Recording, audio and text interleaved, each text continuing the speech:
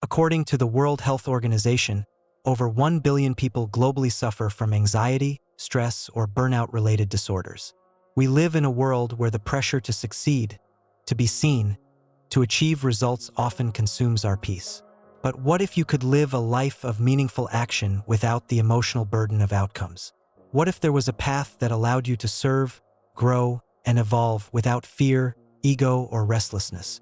That path is Karma Yoga, the yoga of action without attachment. And today we're diving deep into its essence, directly from the sacred verses of the Bhagavad Gita. Karma Yoga is not just about doing good deeds or random acts of kindness.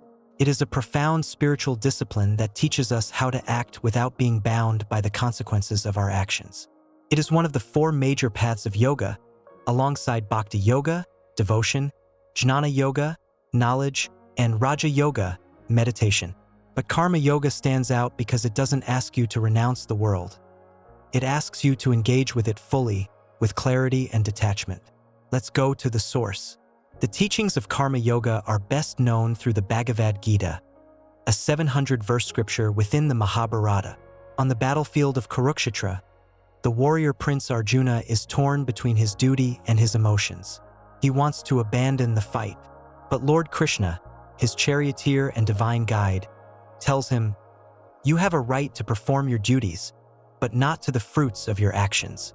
That one line, chapter 2, verse 47, is the heart of Karma Yoga. At the core of Karma Yoga is Nishkama Karma, action without desire for personal gain. Imagine planting a tree knowing you may never sit under its shade, or giving your time, energy, and love without waiting for praise or recognition. Nishkama Karma is not passive. It's not about giving up goals. It's about acting with full intention and presence, but letting go of the need to control results. This is true inner freedom.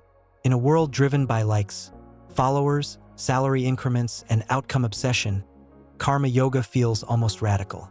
But it's more relevant than ever. Imagine the peace that comes when you can work hard without fear of failure, help others without feeling drained, and live your life with full effort, but without being emotionally chained to success or failure. That is what Karma Yoga offers. Liberation through engagement, not escape. A common misunderstanding is that Karma Yoga means doing nothing or being indifferent.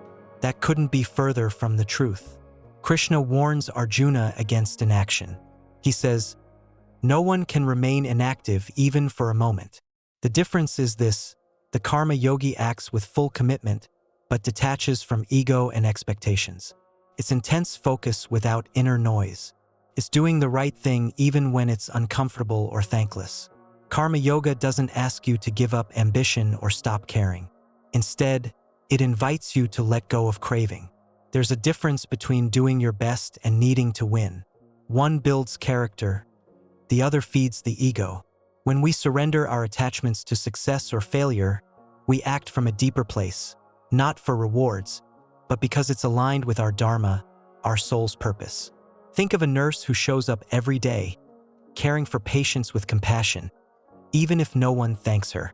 Or a parent who teaches values through example, not for praise but out of love. Or a teacher who continues to inspire, even when society underpays and overlooks them. These people are karma yogis, whether they know the term or not. They act out of duty, presence, and love, not ego.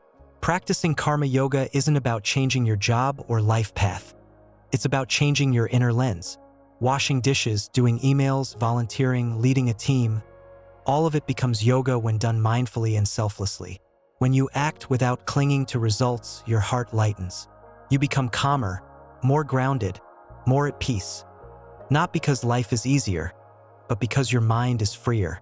One of the gifts of karma yoga is that it protects you from burnout.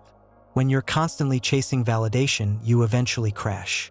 But when you give without expecting, serve without attachment, you tap into an inner reservoir that doesn't run dry. That's why many great spiritual teachers, activists, and healers rely on karma yoga to keep going, not because life is easy, but because their motivation is pure. Karma yoga requires humility. The ego wants control, wants credit, wants to win. But the karma yogi knows, I am only an instrument. Krishna tells Arjuna, Be an instrument in the hands of the divine. This doesn't mean you lose your power. It means your power becomes aligned with a higher purpose. You surrender not to weakness, but to wisdom. Every action becomes a stepping stone for growth when you practice karma yoga. It sharpens your awareness, cultivates compassion, and dissolves selfishness.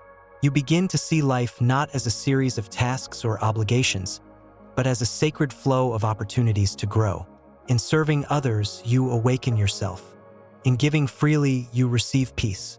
This is karma as transformation, not just cause and effect, but cause and evolution.